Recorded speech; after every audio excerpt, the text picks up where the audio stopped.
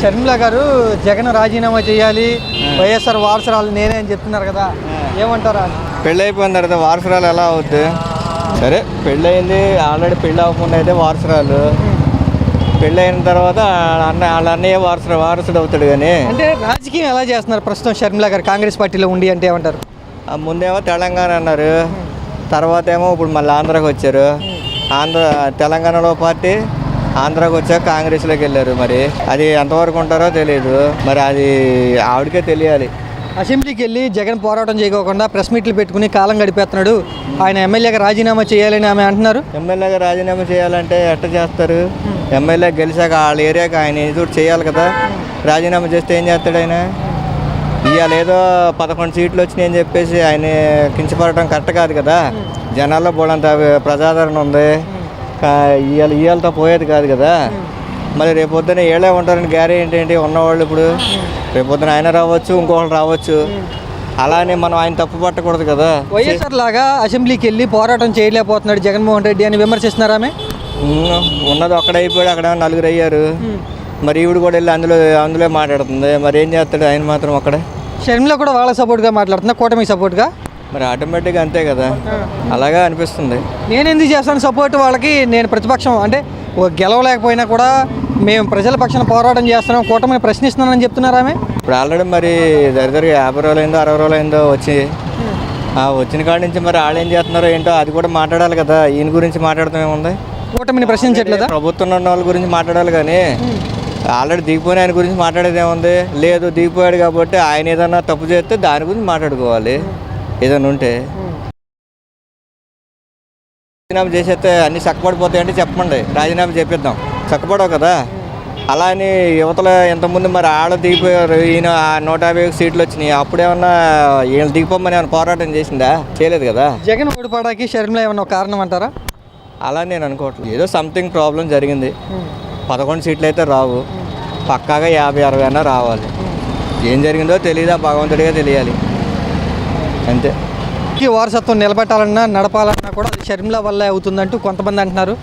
మరి ఆల్రెడీ జగన్కి 40% ఉంది, ఆవిడకి ఎంత పర్సెంట్ ఉందో ఒకసారి వెనక్కి చూసుకోమనండి. మొన్న నిలబడ్డారు కదా, ఏం పడినాయో ఏంటో ఆవిడకి తెలిసిద్ది కదా.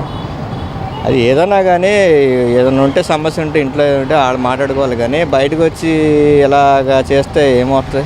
ఏమవుతుంది? ఇప్పుడు ఇద్దరు వేరు పార్టీలో ఉన్నారు, అందుకని విమర్శలు చేస్తున్నారు అనుకో. ఈ పార్టీలో ఉంటే వేరుగా ఉండేదేమో. జగన్కి నష్టమని అంటారా ఇలా షర్మిల విమర్శలు చేయటం? ఈ మాటలు అంత తొందరగా ఎవరు నమ్మేవాళ్ళు ఎవరు లేరు కదా.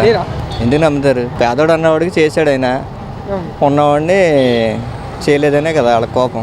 వైఎస్ఆర్ అభిమానులు షర్మిల వైపు వెళ్ళిపోతున్నారు అని వార్త వస్తుంది, నిజమేనంటారా? అది వాళ్ళ భ్రమ అంతే, అంతేనంటారా? ఏముండదు. వైఎస్ఆర్ అభిమానులు నిజమైన అభిమానులు లేదా ఆయన అభిమానించే అభిమానులు ఎటువైపు ఉన్నారు? షర్మిల వైపా జగన్ వైపా? జగన్ వైపే ఉంటారు. జగన్ వైపే. ఇప్పుడు ఆల్రెడీ మీరు ఒకసారి మొన్న కూడా ఈయన 11 సీట్లు వచ్చినా 40% వచ్చిందంటే కారణం జగన్ వైపు ఉండబట్టే కదా 40% వచ్చింది. లేకపోతే అన్ని సీట్ల గురించి పక్కన పెట్టండి, ఓ 10% మాత్రం ఇటు అటు జంప్ అయ్యే వాళ్ళు ఉంటారు కదా. అందరు నాలాగా ఉంటారు, నీలాగా ఉంటారు కదన్న. అంటే ఇప్పుడు అధికారం కోల్పోయారు జగన్ గారు, వైఎస్ఆర్ అభిమానులు జగన్ వైపు ఉంటారా లేదా షర్మిల వైపు వెళ్తారా? అవునా, ఏమన్నా ఒకసారి చూద్దామని.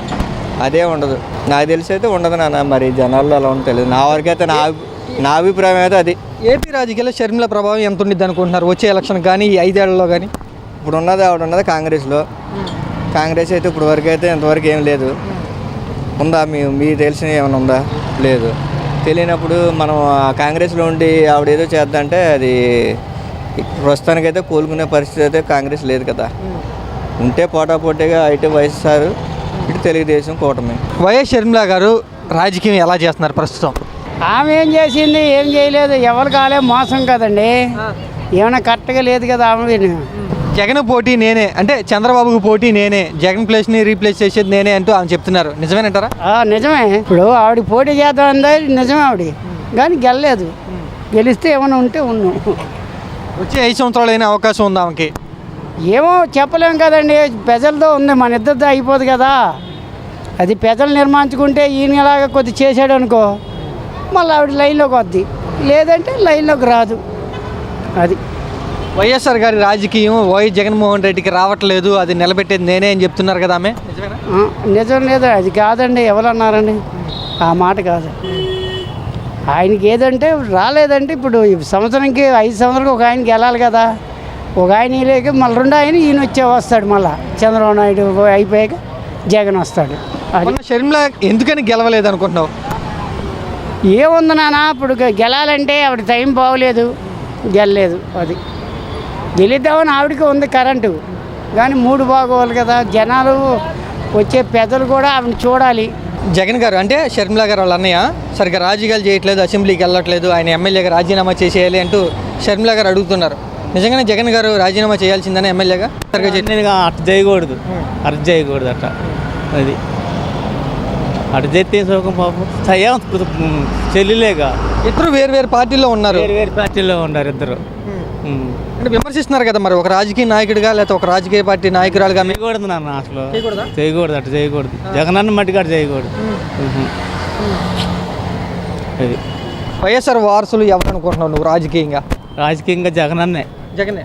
జగనే. ఎందుకని జగనే? నాకు అంత ప్రేమ ఆయన అంటే. మరి వైఎస్ఆర్ లాగా పోరాటం చేయట్లేదు జగన్మోహన్ రెడ్డి, ఆయన రాజీనామా చేయాలని షర్మిల అంటున్నారుగా, మరి అంటున్నారు మరి. చెప్పు.